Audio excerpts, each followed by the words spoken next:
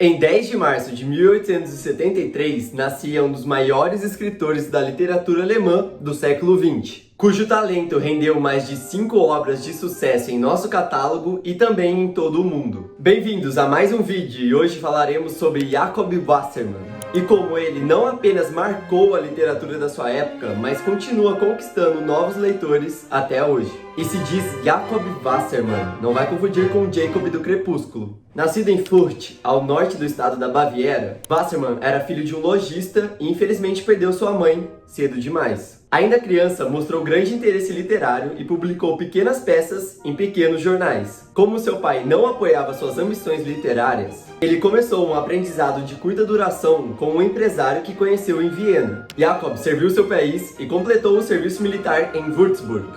O roteiro tá com muitas palavras em alemão e eu já peço desculpas se eu estiver falando alguma coisa errada. Depois ele foi morar ao sul da Alemanha, em Zurique, na Suíça, mas acabou se mudando para Munique em 1894, com apenas 21 anos. Na cidade das Altas Planícies, ele trabalhou como secretário e mais tarde como editor de texto na revista semanal alemã Simplicissimus, caracterizada pelas suas sátiras políticas, fundada por Albert Langen em 1896. Nessa época, ele também teve a sorte de conhecer outros grandes escritores, como Rainer Maria Rilke, autor das Elegias de Duino, Hugo von Hofmannsthal e Thomas Mann, mestre por trás da obra Doutor Fausto. Em 1901, casou-se pela primeira vez com Julie Speyer, de quem se divorciou em 1915. 3 anos depois, casou-se novamente com Martha Carloways. Pelo visto, a fila andou rápido para o Wassermann.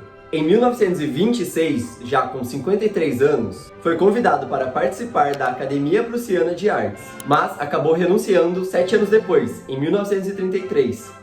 Porém, isso foi um golpe de sorte de Wassermann, que evitou por pouco ser possivelmente expulso pelos nazistas.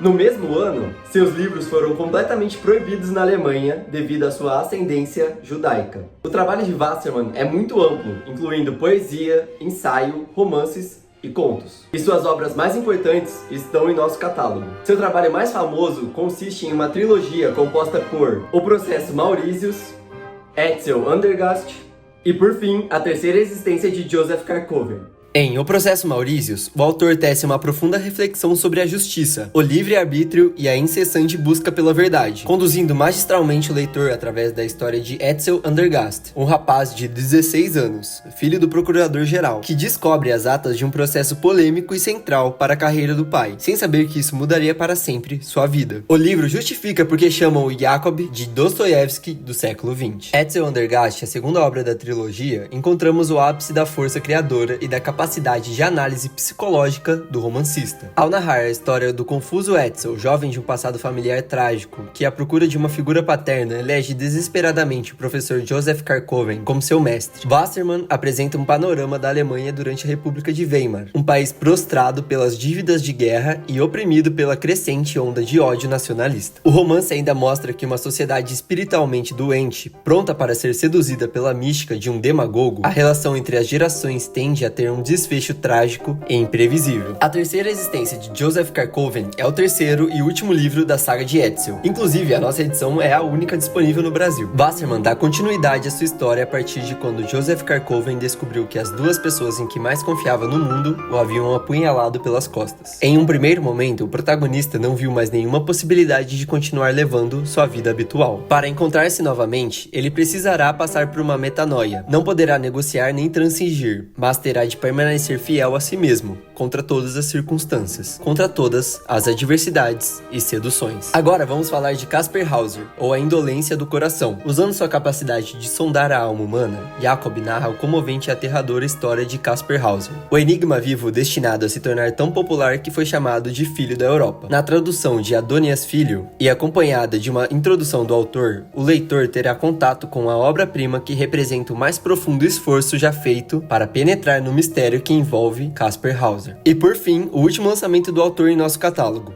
Golovin. Em Golovin, Wasserman antepõe dois extremos, dois aspectos da vida formados por forças antagônicas, que, se chocando, apresentam a harmonia e o complemento dos contrastes violentos. Postos um em frente ao outro, reagem e batem-se como dois duelistas ferozes, deixando-se arrastar pelas palavras perigosas. Com a também excelente tradução do escritor Adonias Filho, o leitor poderá observar a notável capacidade de Wasserman para descrever as mazelas da alma, mostrando possuir um gênio inventivo como poucos outros, como observou Otto Maria Carpo, e sendo um dos poucos autores alemães modernos de renome universal. Jacob Wasserman faleceu em 1º de janeiro de 1934, em sua casa em Althaus, vítima de um ataque cardíaco. Mas seu legado literário continua vivo, influenciando profundamente todos aqueles que leem suas obras e que se aventuram em explorar um universo de uma das maiores mentes literárias do século XX. E agora queremos saber de você. Você já leu algum livro do Wasserman? Se sim, qual é o seu favorito? Manda pra gente aqui nos comentários. Também não se esqueça de deixar o seu like, compartilhar esse vídeo com aquele seu amigo apaixonado por literatura e se inscrever no nosso canal para acompanhar mais conteúdo sobre autores brilhantes e obras marcantes.